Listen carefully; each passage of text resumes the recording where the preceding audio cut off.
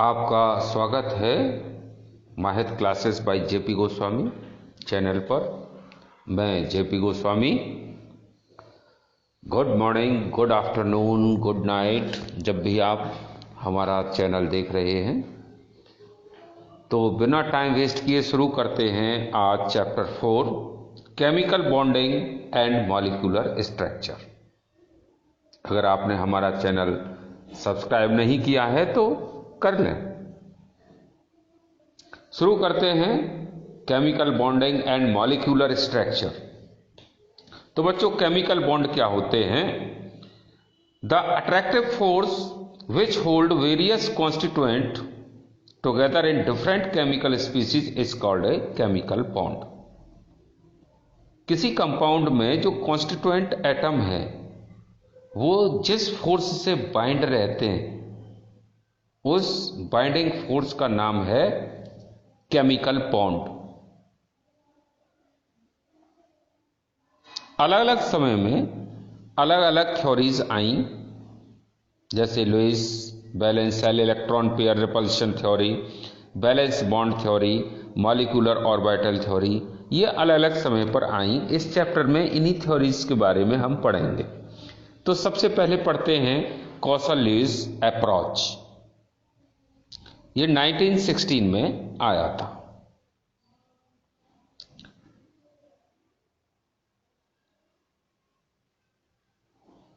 Causal-Lewis approach to chemical bonding.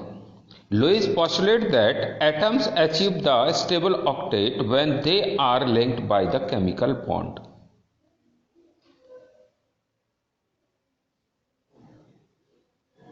Lewis बोलते हैं कि जब केमिकल बॉन्डिंग हो रही है तो जो कॉन्स्टिट्यूएंट एटम है जब वो अपना ऑक्टेट कंप्लीट कर लेते हैं तो केमिकल बॉन्डिंग होती है, यानी कंपाउंड बनते हैं। The outer shell electrons take part in chemical combination and they are known as valence electron.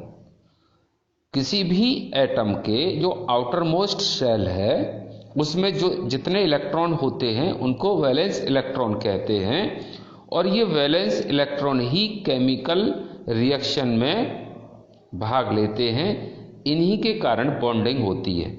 जैसे सोडियम के आउटर मोस्ट ऑर्बिट में एक इलेक्ट्रॉन होता है, ये लॉस करता है एक इलेक्ट्रॉन, सोडियम आयन बनाता है।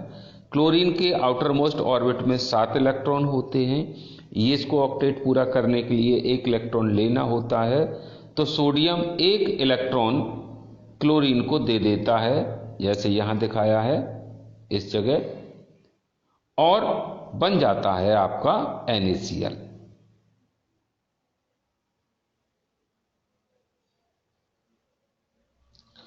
The bond formed as a result of the electrostatic attraction between the positive and negative ions was termed as the electrovalent bond.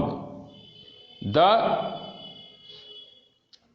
electrovalence is thus equal to the number of unit charges on the ion. जो bond बनते हैं आयनिक, वो actually उनमें reality में कोई bond नहीं होता है, वो उनमें सिर्फ इलेक्ट्रोस्टैटिक फोर्स होती है जिसके कारण दो अलग अलग आयन आप पास आकर के एक कोई कंपाउंड बना देते हैं। जैसे कैल्शियम क्लोराइड का बनना है, कैल्शियम के आउटर मोस्ट ऑर्बिट में 2 इलेक्ट्रॉन होते हैं, वो 2 इलेक्ट्रॉन लॉस करता है।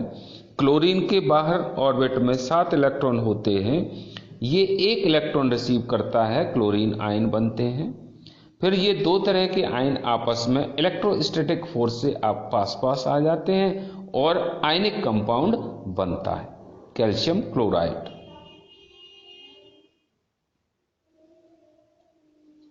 लुईस ने स्ट्रक्चर कैसे शो करें, इसके लिए उन्होंने सिंबल बनाए कि एटम के पास एक डॉट लगा दो तो वो आउटर मोस्ट ऑर्बिट में इलेक्ट्रॉन को शो करेगा कि आउटर मोस्ट सेल में जितने इलेक्ट्रॉन हैं एटम के चारों ओर डॉट बना दीजिए तो आउटर मोस्ट शेल के इलेक्ट्रॉन को वो शो करते हैं। जैसे सोडियम के सबसे आउटर मोस्ट ऑर्बिटल में शेल में एक इलेक्ट्रॉन है तो एक डॉट लगा दीजिए।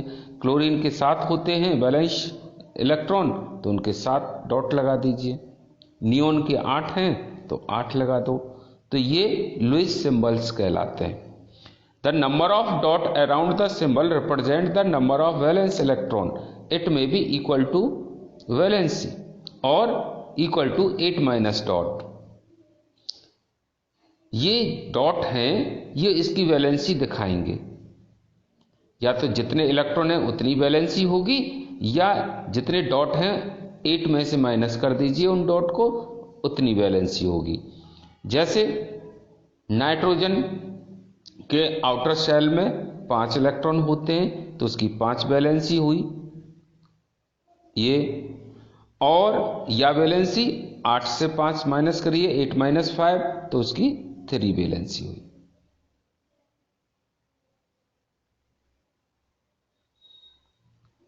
Octet rule.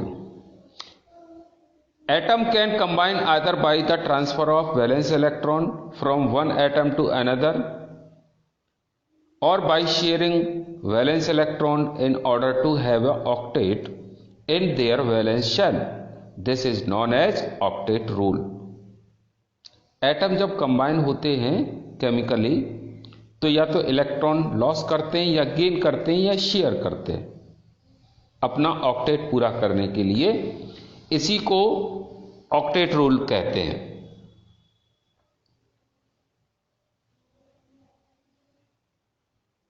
Covalent bond. Covalent bond या बॉन्ड वर्ड का इस्तेमाल लैंगमुइर ने किया था सबसे पहले, और ये लुईस स्ट्रक्चर को थोड़ा रिफाइंड करने के लिए इन्होंने यूज किया था कोवेलेंट बॉन्ड। जैसे हाइड्रोजन एटम एक एक इलेक्ट्रॉन को शेयर करते हैं तो इसको कहा शेयरिंग ऑफ वन इलेक्ट्रॉन को कहा बॉन्ड, कोवेलेंट बॉन्ड। तो एक इलेक्ट्रॉन शेयर हो रहा है तो इसे सिंगल बॉन्ड कहेंगे। डबल बॉन्ड का मीन्स होता है कि दो एटम दो इलेक्ट्रॉन का शेयर कर रहे हैं, डबल बॉन्ड। ट्रिपल बॉन्ड ये कोवेलेंट बॉन्ड हैं, तीनों ही 3 इलेक्ट्रॉन शेयर हो रहे हैं तो triple bond.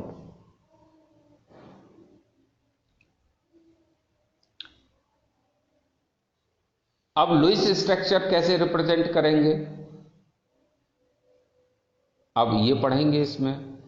The Lewis dot structures provide a picture of bonding in molecules and ion in terms of the shared pair of electron and the octet rule. Lewis dot structure ये बताता है कि जो molecule है, compound है, उसमें जो different constituent atom है वो अपना ऑक्टेट पूरा करने के लिए किस तरह इलेक्ट्रॉन गेन या लॉस कर रहे हैं या शेयर कर रहे हैं।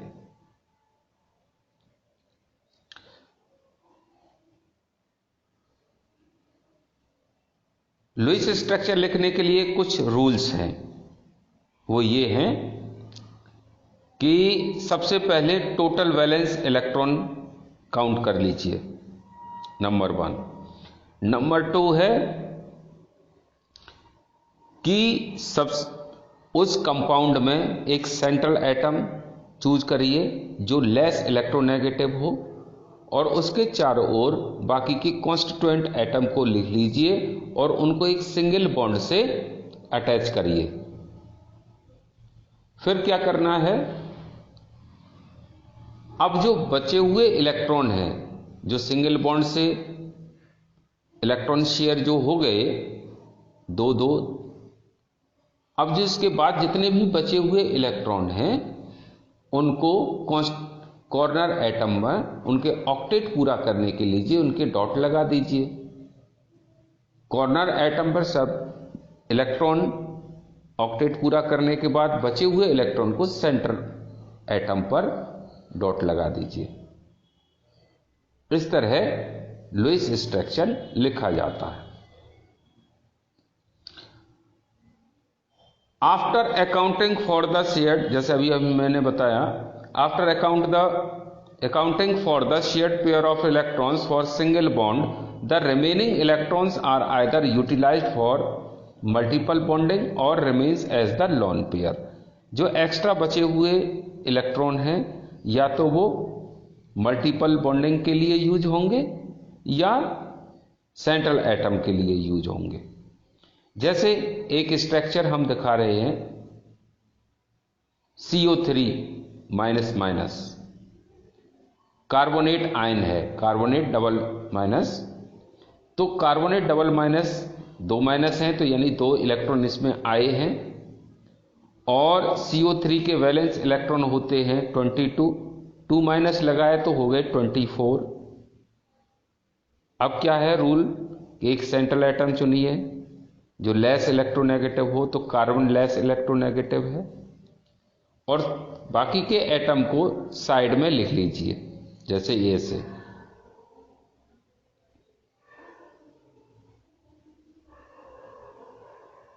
अब क्या करना है, सिंगल बॉन्ड से अटैच कर दिए, ये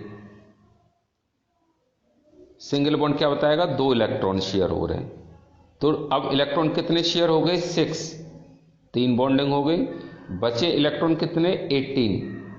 अब 18 इलेक्ट्रॉन को कॉर्नर एटम में लगा दीजिए, तो 6 यहां, 6 यहां और 6 यहां, 18 इलेक्ट्रॉन हो गए। तो क्या ये स्ट्रक्चर सही माना जाएगा, नहीं। अब देखिए, अगर ऑक्सीजन के साथ सिंगल बॉन्ड लगा है तो उसकी -1 वैलेंसी होती है, अभी आगे बताएंगे। अब इनमें से होगा क्या, कार्बन की 4 वैलेंसी शो करता है, तो यहां 3 वैलेंसी कार्बन की शो हो रही है, 4 नहीं हो रही है, तो होगा ये, इन 3 में से कोई एक अपने लॉन पेयर को एक बॉन्ड के रूप में यूज कर लेगा, जैसे इसने कर लिया, 2 इलेक्ट्रॉन शेयर कर लिए बॉन्डिंग के लिए। जैसे अभी बताया था कि जो इलेक्ट्रॉन है वो बॉन्डिंग के लिए यूज होते हैं या लॉन पेयर के लिए, तो ये स्ट्रक्चर बना सही। अब इसमें हम देखेंगे कि जो सिंगल बॉन्ड से ऑक्सीजन अटैच है उसमें नेगेटिव चार्ज है, और डबल बॉन्ड पूरा हो गया, इस ऑक्सीजन का चार्ज 0 आएगा, इसका -1, इसका -1, तो ये CO3 कार्बोनेट आयन बन गया, और सेंट्रल एटम पर जो चार्ज आएगा वो 0 आएगा।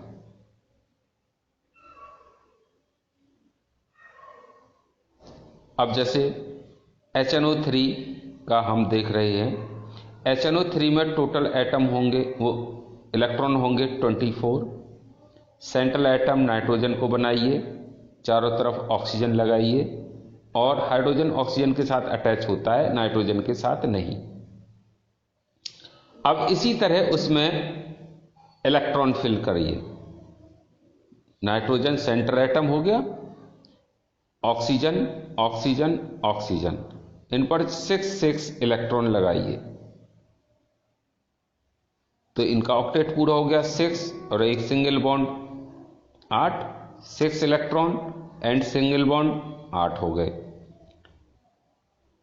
ऑक्सीजन, अब इस ऑक्सीजन के साथ ये हाइड्रोजन लगा है, तो ये डबल 2 इलेक्ट्रॉन यहां शेयर हो गए, यहां और यहां 4, तो यहां बचे हुए 4 इलेक्ट्रॉन यहां लग जाएंगे, ये इसका ऑक्टेट पूरा हो गया। इसका हाइड्रोजन अपना डुप्लेट पूरा करता है, तो हाइड्रोजन के डुप्लेट पूरा हो गया, तो ये अभी इलेक्ट्रॉन डॉट स्ट्रक्चर है, ये बिल्कुल अभी सही नहीं है। रीजन, HNO3 टोटल चार्ज 0 है, यहां पर इस इलेक्ट्रॉन ऑक्सीजन का और इस ऑक्सीजन का नेगेटिव, यानी 2 नेगेटिव आएगा, तो ये स्ट्रक्चर सही नहीं है। होगा ये कि इसमें से एक ऑक्सीजन नाइट्रोजन के साथ अपने 2 इलेक्ट्रॉन शेयर करके डबल बॉन्ड बना लेगा, ये वाला। अब इलेक्ट्रॉन की शेयरिंग के बाद अब इसमें हम चार्जेस देखेंगे कि किस तरह इसमें चार्जेस आएंगे। तो जो सिंगल बॉन्ड से ऑक्सीजन जुड़ी होती है उसमें -1 नेगेटिव आता है। ऑक्टेट रूल कहता है कि सेंट्रल एटम पर पॉजिटिव चार्ज आना चाहिए। अब देखिए फॉर्मल चार्ज निकालने का फॉर्मूला क्या होता है। फॉर्मल चार्ज निकालने का एक फॉर्मूला है, ये फॉर्मल चार्ज निकालने का फॉर्मूला है, सबसे पहले total number of valence electron में से लॉन पेयर घटाइए, फिर माइनस करिए शेयर्ड इलेक्ट्रॉन का हाफ, तो उस पर फॉर्मल चार्ज क्या आएगा ये निकल आता है। अब इसी में हम फॉर्मल चार्ज निकालेंगे। तो ये देखिए मैंने इसमें नाम दिए कॉर्नर एटम्स को 1 2 3 और सेंट्रल एटम है इसको नंबर 4 दिया है। तो सेंट्रल एटम का देखिए तो टोटल नाइट्रोजन के वैलेंस इलेक्ट्रॉन होते हैं 5।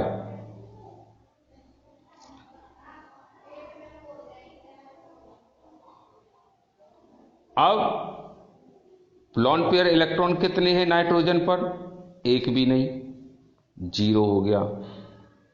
बॉन्डिंग 2 4 और 4 8, तो 1/2 8 कैलकुलेट करेंगे +1 आया, तो इस पर फॉर्मल चार्ज आएगा प्लस का। इस पर देखिए नंबर 1 पर टोटल इलेक्ट्रॉन होते हैं 6 और लॉन पेयर कितने हैं 4।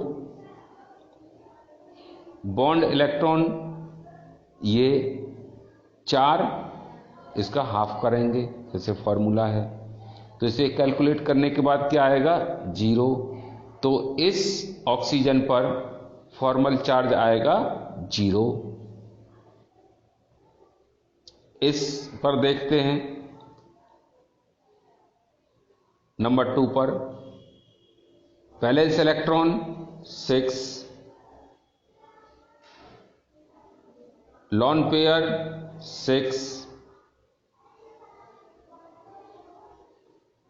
और बॉन्ड ये 2 है, तो हाफ इंटू 2, तो इस पे आएगा -1, तो इस पे चार्ज आ गया -1। टोटल न्यूट्रल है HNO3, तो इस पे +1 इस पे +1 आ गया, इस पे -1, तो टोटल चार्ज हो गया 0 और बन गया कंपाउंड HNO3। तो ये फॉर्मूला है, इसे नोट करिए। O3 की बॉन्डिंग देखते हैं। 3 oxygen, total electron 18, single bond से कनेक्ट कर लिया ऐसे, फिर बचे हुए इलेक्ट्रॉन कॉर्नर एटम्स में लगा दिए। अब ये देखेंगे कि अगर इस तरह हम दिखा रहे हैं तो इसमें O3 पर कोई चार्ज नहीं होता है, न्यूट्रल है, तो सिंगल बॉन्ड से ये बंदे कॉर्नर एटम है, तो इसमें -1 -2 आ जाएगा जो कि चार्ज होता नहीं है। तो होगा ये इनमें से एक अपने 2 इलेक्ट्रॉन को एक बॉन्ड के लिए यूज कर लेगा, बॉन्ड के लिए यूज कर लिया, ये डबल बॉन्ड हो गया। अब चार्ज फॉर्मल चार्ज देखेंगे, इनमें सब में हमने नाम दे दिए इसके 1 2 3। तो फॉर्मल चार्ज फर्स्ट पर देखेंगे, ऑक्सीजन का बैलेंस इलेक्ट्रॉन कितने होते हैं 6, lone pair 4 minus half into bond pair 1/2 into 4, double bond है 4 हो गए इलेक्ट्रॉन, दो दोनों तरफ से। तो इसका फॉर्मल चार्ज क्या आया 0। इसका देखेंगे balance electron 6, lone pair 6, bond pair का हाफ 1/2 इंटू 2 सिंगल बॉन्ड है, कैलकुलेट करेंगे आया -1। सेंट्रल एटम में देखेंगे फॉर्मल चार्ज, तो इस पर बैलेंस इलेक्ट्रॉन 6 और लॉन पेयर इलेक्ट्रॉन 2। बॉन्डिंग कितनी हो रही है, ट्रिपल बॉन्ड के 6 इलेक्ट्रॉन हो गए, उसका हाफ, कैलकुलेट करेंगे +1। तो सेंटर पर यहाँ +1 आया, यहाँ -1, तो इसका टोटल चार्ज हो गया 0। तो इस तरह हम निकाल लेते हैं फॉर्मल चार्ज। नोट करने वाली बात यह है, the formal charges do not indicate real charge. जो फॉर्मल चार्ज हैं ये रियल चार्ज शो नहीं करते। It only help the selection of the lowest energy structure from a number of possible Lewis structure for a given species. कि जो given species है उसमें अगर हम लुईस स्ट्रक्चर बना रहे हैं तो वो सिर्फ उसकी मिनिमम एनर्जी को शो करता है, रियल चार्ज को नहीं।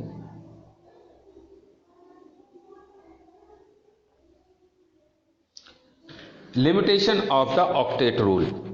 ऑक्टेट रूल की कुछ लिमिटेशन हैं। It is not universal rule. तो ऑक्टेट रूल एक यूनिवर्सल रूल नहीं है। क्यों? वो यूं, पहली लिमिटेशन ये है, the incomplete octet of the central atom. वो कह रहे हैं कि सबके ऑक्टेट पूरा होना चाहिए, लेकिन कुछ कंपाउंड ऐसे हैं जिनके सेंट्रल एटम का ऑक्टेट पूरा नहीं होता है, या किसी भी एटम का ऑक्टेट पूरा नहीं होता। जैसे लिथियम के आउटर शेल में 1 इलेक्ट्रॉन होता है, उसका ऑक्टेट पूरा नहीं है, क्लोरीन का पूरा है। BeH2 में Be का ऑक्टेट पूरा नहीं है। BCl3 में बोरोन का ऑक्टेट पूरा नहीं है, 6 इलेक्ट्रॉन ही रह जाते हैं इस पे। लिथियम, बेरियम और बोरोन है 1 2 3 इलेक्ट्रॉन्स, इनमें 1 2 3 इलेक्ट्रॉन होते हैं, इनका ऑक्टेट तो पूरा हो ही नहीं रहा। दूसरी लिमिटेशन ये है, ऑड इलेक्ट्रॉन मॉलिक्यूल, जैसे NO, NO2, इनमें भी ऑक्टेट पूरा नहीं होता है। ऑड इलेक्ट्रॉन है, एक में कम या एक में ज्यादा इलेक्ट्रॉन हैं 2 एटम में से, तो उनके ऑक्टेट पूरे नहीं होते। जैसे N, नाइट्रोजन में 5 इलेक्ट्रॉन होते हैं, ऑक्सीजन में बाहर 6 होते हैं। तो इधर ऑक्सीजन का ऑक्टेट पूरा है, लेकिन नाइट्रोजन का पूरा नहीं हो रहा। इधर NO2 में नाइट्रोजन सेंट्रल एटम है, ये इस ऑक्सीजन का ऑक्टेट पूरा हो रहा है, लेकिन इस का भी पूरा हो रहा है ऑक्टेट, लेकिन इधर नाइट्रोजन का ऑक्टेट पूरा नहीं हो रहा। देखिए 4 और 2 6 और 1 7, इसका ऑक्टेट पूरा नहीं हो रहा। तीसरी मेजर लिमिटेशन ये है, द एक्सपेंडेड ऑक्टेट। एक तो ऑक्टेट में कंडीशन में ऑक्टेट पूरा नहीं हो रहा था, यहां क्या है कि सेंट्रल एटम में ऑक्टेट से ज्यादा यानी 8 से इलेक्ट्रॉन ज्यादा हो रहे हैं। जैसे PF6 में सेंट्रल एटम P में फास्फोरस में 10 इलेक्ट्रॉन हो रहे हैं। SF6 में 12 इलेक्ट्रॉन सेंट्रल एटम के हो रहे हैं। H2SO4 में सल्फर के 12 इलेक्ट्रॉन हो रहे हैं। तो ये एक्सपेंडेड ऑक्टेट है, ऑक्टेट से भी ज्यादा हो रहे हैं। तो ये इसकी एक लिमिटेशन है। इसके अलावा कुछ और ड्रॉबैक भी हैं ऑक्टेट रूल के, जैसे it is based on noble gas but xenon and krypton for many compounds. ये ऑक्टेट रूल को फॉलो करते हैं नोबल गैस वाले कन्फिग्रेशन को, लेकिन कुछ नोबल गैसेस भी कंपाउंड बनाती हैं। अब उनके 8 इलेक्ट्रॉन तो पहले से ही हैं, अब वो कंपाउंड बनाएंगी तो एक्स्ट्रा इलेक्ट्रॉन हो जाएंगे सेंट्रल एटम पर। ये इनका बहुत बड़ा ड्रॉबैक है उनके कंसेप्ट का। दूसरा कंसेप्ट का ड्रॉबैक ये है कि this theory does not account for the shape of molecule. ये शेप नहीं बता रही है, किसी भी मॉलिक्यूल के शेप के बारे में कुछ नहीं बताती। It does not explain the relative stability of molecule, और ये मॉलिक्यूल की स्टेबिलिटी के बारे में भी कुछ नहीं बताती। तो ये इसके ऑक्टेट के लुईस डॉट स्ट्रक्चर के या इसके कंसेप्ट के ड्रॉबैक है। रिमाइंड करिए, फिर दोबारा से देखिए, नोट्स याद करिए। अगर आपने हमारा चैनल सब्सक्राइब नहीं किया है तो सब्सक्राइब करें। इसके बाद हम दूसरे वीडियो में आपके लिए लेके आएंगे नेक्स्ट वीडियो, और वो वीडियो होगा आपका valence shell electron pair repulsion theory. तो वेट करिए, आ ही रहा है नेक्स्ट वीडियो। पढ़ते रहिए, मेहनत करिए, कुछ बनिए। धन्यवाद।